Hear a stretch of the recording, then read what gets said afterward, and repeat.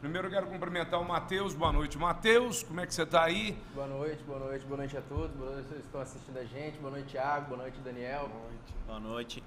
Eu tenho algumas perguntas daqui, foram feitas. O Roberto Civita, ele perguntou: pergunte para o Daniel o que ele acha sobre os riscos do ICSIS. Se ele recomenda para éguas de todas as idades e por quê?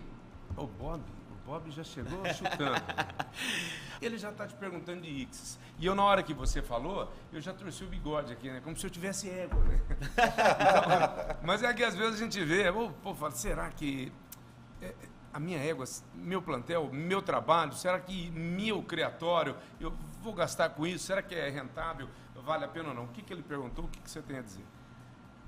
Obrigado pela pergunta, Bob. Eu acho que essa talvez seja a pergunta mais polêmica da atualidade em relação à biotecnologia. Existe um nível de discussão muito grande em relação à aplicação da ICSI, né? Eu vou falar em termos científicos do porquê a biotecnologia foi desenvolvida. E ela foi desenvolvida no primeiro momento porque a gente não consegue fazer a FIV, a fertilização in vitro, no cavalo.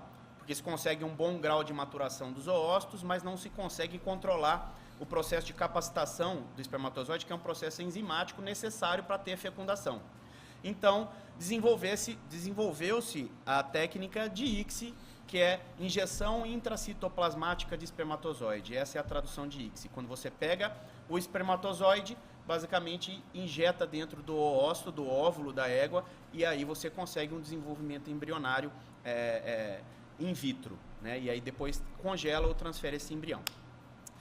Essa biotecnologia ela foi desenvolvida a princípio para duas indicações básicas. Para utilização em éguas que por alguma razão não podem mais estar em programas de transferência de embrião, seja pela sua idade, seja por algum problema patológico da cérvix, contraída, exatamente. Então, porque de alguma maneira não pode mais estar num programa de transferência de embrião. Ou quando você tem uma pouca disponibilidade de um determinado sêmen congelado de algum garanhão já desaparecido. Então você é contra, por exemplo, se for usado em bica corrida, larga escala, sem a necessidade de uma égua dessa? Não, eu não sou contra. Eu estou trazendo o porquê dessa biotecnologia ter sido desenvolvida, porque primeiro a ICSI e não a FIV, e qual foi o primeiro objetivo da utilização da ICSI. Tá. Esse é o primeiro ponto. Depois, como qualquer outra biotecnologia que a gente já trouxe, existe a pressão comercial da coisa, né? Onde os criadores querem otimizar ao máximo a produção de seus animais e ter um máximo de rendimento genético dentro da sua tropa. Com a pressão comercial do mercado de cavalo, começou-se a utilizar em éguas que poderiam estar em programa de transferência de embrião ou éguas muito jovens.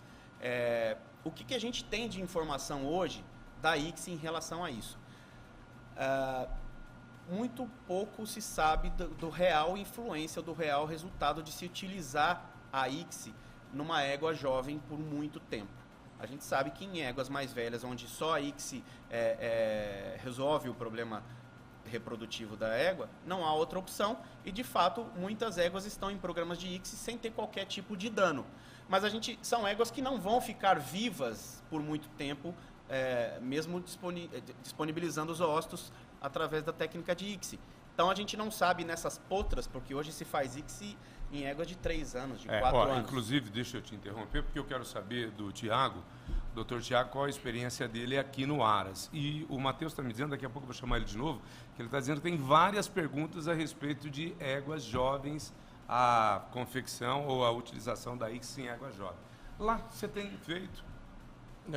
Temos feito ICSI, inclusive ontem foi feita a aspiração em algumas doadoras. Aguinaldo, eu acho que toda nova biotecnologia tem os pós e os contras, e esse questionamento até um pouco mais severo. A TE sofreu muito isso em equino também, né? No seu tempo também foi bem questionada, porque aonde vai parar, mas isso aí vai causar prejuízo para a égua também. Não fazemos em éguas novas, porque no Aras nosso, nós consorciamos a ICSI com a transferência de embrião. Então, a ICSI é minha ajudante. Na égua que eu tenho problema, a égua que me causa um trabalho excessivo, pô, a ICSI casou perfeitamente com o meu problema diário.